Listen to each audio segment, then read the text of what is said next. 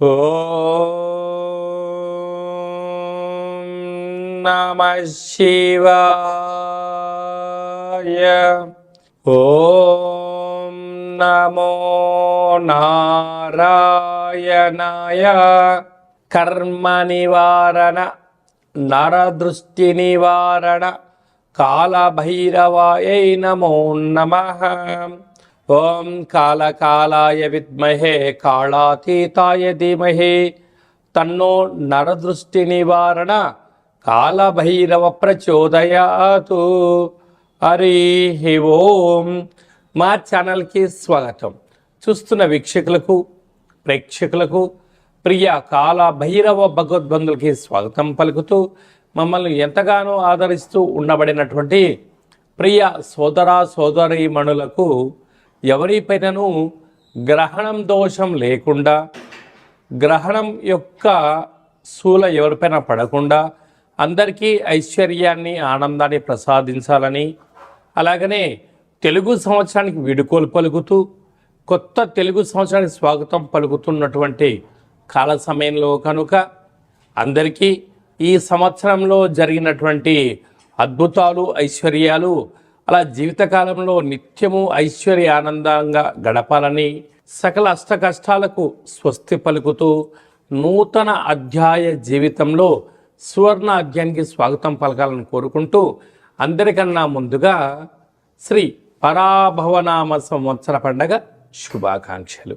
మనకు 1వ తారీఖు మార్చి నెల 2026 నుండి 15/3/2026 వరకు పుట్టినటువంటి వారందరికీ ముందస్తుగా జన్మదిన శుభాకాంక్షలు. గతంలో వివాహం చేసుకున్న వారికి వివాహ వార్షికోత్సవ శుభాకాంక్షలు. ద్వాదశ రాశుల్లో గ్రహ గమనాలు వీక్షింపచేద్దాం. మిథున రాశిలో దేవగురు బృహస్పతి సంచార స్థితి, సింహరాశిలో కేతు సంచార స్థితి, కుంభరాశిలో చతుర్గ్రహ సంచార స్థితి, రవి, కుజ, బుధ, రాహు సంచార స్థితి, మీనరాశిలో శుక్రుడు మరియు శని సంచార స్థితితో ద్వాదశ రాశుల్లో గ్రహ గమనాలు ఈ విధంగా ఉన్నాయి. వృశ్చిక రాశి వారికి ఎన్నడూ లేనటువంటి విధంగా అర్ధాష్టమ చతుర్గ్రహ సంచార స్థితి ఉన్నప్పుడు గ్రహణకాల సమయంలో దోషం లేకపోయినను గ్రహణ అదృష్టాన్ని, యోగాన్ని ఎలా పొందాలో ఈ వీడియోలో సవివరంగా సంపూర్ణంగా తెలుసుకుందాం. వృశ్చిక రాశిలో ఏ నక్షత్రాలు వస్తాయనగా విశాఖ నక్షత్రంలో చివరి పదం 4వ పాదము, అనురాధ నక్షత్రంలోని 4 పాదాలు, జ్యేష్ఠ నక్షత్రంలోని 4 పాదాలు కలిపితే వృశ్చిక రాశి. రాశాధిపతి కుజ భగవానుడు. వీరికి చతుర్గ్రహ సంచార స్థితి 4వ స్థానంలో. చూడండి ఎలా ఉందో, 4 గ్రహాలు 4వ స్థానంలో. అర్ధాష్టమ అంటారు. ఆత్మకారకుడు రవి, రుణరోగ శత్రుకారకుడు కుజుడు, కుజుడు ఉండడం వల్ల కుజదోషము, అలాగనే బుద్ధికారకుడు బుధుడు, రవి బుధుడు కలిసి ఉండడం వల్ల బుధాదిత్య రాజయోగము, అక్కడే వాస్తు నరదృష్టికారకుడు రాహు ఉండడం వలన ప్రయాణాలు చేయవద్దు, వివాదాలకు దూరంగా ఉండండి. మౌనం, ధ్యానం, ఏకాగ్రత, సత్ప్రవర్తన, ఆరోగ్య నియమాలు పాటించడం, ఎద్దటి వారితో వినయంగా ఉండడం, ఎవరైనా చెప్తే వినే ప్రయత్నం చేయడం, వెంటనే వాటి తిరిగి సమాధానం చెప్పకుండా కొంత సమయాన్ని తీసుకోవడం మీకు అనుకూలమైన వాతావరణం కలిగించడానికి అవకాశాలు ఉన్నాయి అని చెప్పి కూడా గమనించాలి. పంచమ స్థానంలో శుక్ర భగవానుడు, శని భగవానుడు సంచారం చేయడం వలన నూతనంగా వివాహం అయిన వారికి సంతాన యోగము, పిల్లల యొక్క చదువులు, పిల్లల యొక్క అభివృద్ధి, ఉన్నతమైన స్థితిగతులు పొందబోతారు. అదే కాకుండా అష్టమంలో గురు సంచార స్థితి, వక్రగమన సంచార స్థితిలో ఉన్నప్పుడు వృత్తులలో, ఉద్యోగాలలో, వ్యాపారాలలో స్వల్పమైన ఆటంకాలు కనపడుతూ ఉంటాయి. కొందరు శత్రువులు మిమ్మల్ని ఎగతాళి చేయడం కానీ, వెట్టకారం చేయడం కానీ మిమ్మల్ని సతాయించాలి కానీ అని చూస్తూ ఉంటారు. దీనివల్ల ఎప్పుడు ఉద్యోగంలో ఏమి జరుగుతుందో అన్నటువంటి పరిస్థితి ఉంటుంది. ఇది తాత్కాలికమే అని చెప్పి మీరు గమనించగలగాలి. అందుకే ఈ తెలుగు సంవత్సరాది చివరి అష్టమి తిథి యందున కూష్మాండ దీపాన్ని వెలిగించి కాలభైరవాష్టకాన్ని వినడం, చదవడం, వ్రాయడం చేసి ఈ దీపాన్ని దానం చేయగలిగినట్లయితే సకల దోషం తొలగుతుంది. అలాగనే రాజ్యస్థానంలో కేతు సంచార స్థితి ఉన్నప్పుడు అక్కడే పుబ్బా నక్షత్రంలో చంద్రగ్రహణం కూడా జరుగుతుంది. కనుక ఈ గ్రహణకాల సమయంలో మౌనం, సత్ప్రవర్తన, దేవతారాధనగా సత్ప్రవర్తనగా మనం ఉండగలిగినట్లయితే సకల దోషాలు తొలగించుకొని రాబోయే కాలంలో బంగారు భవిష్యత్తు రోజులు ఉంటాయి.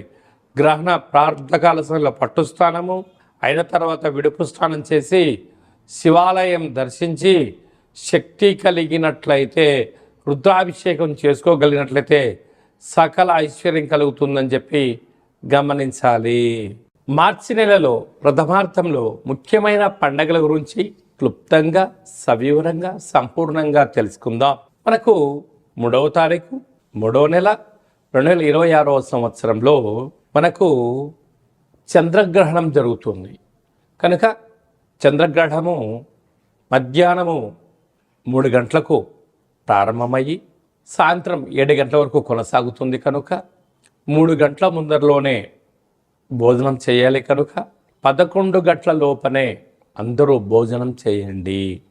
గ్రహణకాల సమయంలో వీలైనంత వరకు తినడం, వాదించడం, కోపతాపాలకు అవకాశం ఇవ్వకుండా మౌనం, ధ్యానం, ఏకాగ్రత, సత్ప్రవర్తనగా ఉండగలిగినట్లయితే గ్రహణ దోషం తొలగి రాబోయే వచ్చేటువంటి గ్రహణం వరకు ఎలాంటి ఆటంకాలు ఉండవని చెప్పి గమనించాలి. గ్రహణకాల సమయంలో నిల్వ ఉండబడిన వస్తువులను ఆ రాత్రి కానీ మరుసటి రోజు కానీ దయచేసి భుజించవద్దు. నిల్వ ఉండబడినటువంటి పదార్థాలలో దర్భను వేసి ఉంచండి. సకలమైనటువంటి గ్రహణకాల సమయంలో మంత్ర సాధన ఏదైతే చేస్తామో అద్భుతమైన ఫలితాన్ని, ఐశ్వర్యాన్ని కలిగిస్తుందని చెప్పి గమనించగలగాలి. 11వ తారీఖున పాల్గొన మాస బహుళ అష్టమి అంటే ఈ తెలుగు సంవత్సరాదిలో చివరి అష్టమి. కనుక ఈ సంవత్సరంలో జరిగినటువంటి అష్ట కష్టాలను తొలగించుకొని రాబోయేటువంటి శ్రీ పరాభవనామ సంవత్సరానికి స్వాగతం పలుకుతున్న కాల సమయంలో ఇంటిలో శుద్ధి పెట్టుకొని నింబకుస్మ దీపాన్ని కానీ, నారికేల దీపాన్ని కానీ, అలా కుష్మాండ దీపాన్ని కానీ పెట్టి కాళ్ళ భైరవ స్వామి యొక్క స్మరణ, ధ్యానము చేయగలిగినట్లయితే సకల అష్ట కష్టాలు తొలగిపోయి ఈ సంవత్సరంలో మనపైన ప్రసరించినటువంటి నరదృష్టి, శత్రు ప్రభావాలు అన్నీ తొలగిపోతాయని చెప్పి గమనించాలి. అలా కుదరలేనటువంటి వారు ఈ కింది నెంబర్ సంప్రదించినట్లయితే మన యొక్క దేవాలయంలో నిత్యము కాళ్ళభైరవ హోమ కార్యక్రమాలను ఆచరింపచేయడం జరుగుతుంది. కనుక అందరికీ వీడియో కాల్ ద్వారా చూపించి మీ గోత్రనామములతో కాళ్ళభైరవ పూజ హోమ కార్యక్రమం చేయించి ప్రసాదంను మీకు పంపించడం జరుగుతుందని చెప్పి కూడా గమనించాలి. అలాగనే మీ వ్యక్తిగత జాతకం తెలుసుకోవాలనుకుంటున్నారా? మీ పేరు, పుట్టినటువంటి తేదీ, నెల, సంవత్సరం, పుట్టిన సమయాన్ని వ్రాసి మీరు పంపించగలిగినట్లయితే 100 సంవత్సరముల జాతకాన్ని సవివరంగా, సంపూర్ణంగా వ్రాసి మీకు వాట్సాప్ ద్వారా పంపించి మీరు పుట్టినప్పుడు గ్రహ గమనాలు ఎలా ఉన్నాయి, ప్రస్తుతం ఎలా ఉంటున్నాయి, రాబోయే కాలంలో ఎలా ఉండబోతున్నాయో సవివరంగా, సంపూర్ణంగా తెలియజేయడం జరుగుతుందని చెప్పి గమనించాలి.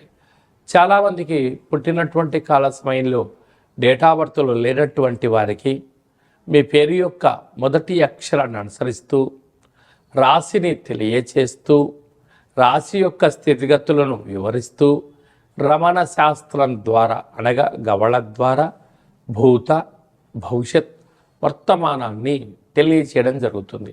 రమణ శాస్త్రం ద్వారా కాళభైరవ ఉపాసన చేత సంపూర్ణమైనటువంటి విషయ పరిజ్ఞానం చేత మనము జీవితాన్ని తెలుసుకుందాం.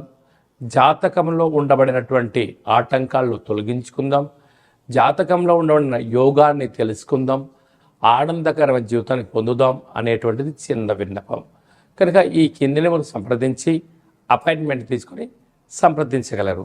అందరికీ శుభాన్ని, జయాన్ని, ఐశ్వర్యాన్ని ప్రసాదించాలని ఈ తెలుగు సంవత్సరానికి వీడుకోలు పలుకుతూ కొత్త సంవత్సర కాలం సమయంలో అందరికీ ఆనందాన్ని ప్రసాదించాలని మనసారా మనం కూడా మరొక్కసారి కాళభైరవ స్వామి వారిని కోరుకుంటూ ఆశీర్వచనం.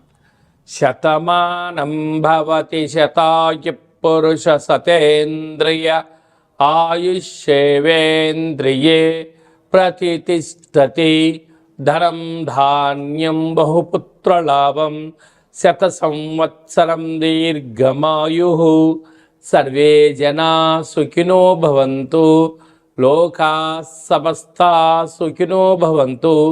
సర్వం కాళభైరవ దేవతార్పణమస్తు. హరి ఓం. ఈ వీడియో మీకు నచ్చినట్టయితే మా ఛానల్ని సబ్స్క్రైబ్ చేసుకోండి, లైక్ చేయండి, షేర్ చేయండి. భగవద్బంధులకు మిత్రులకు స్నేహితులకు చేరవేసి హిందూ ధర్మాన్ని కాపాడండి.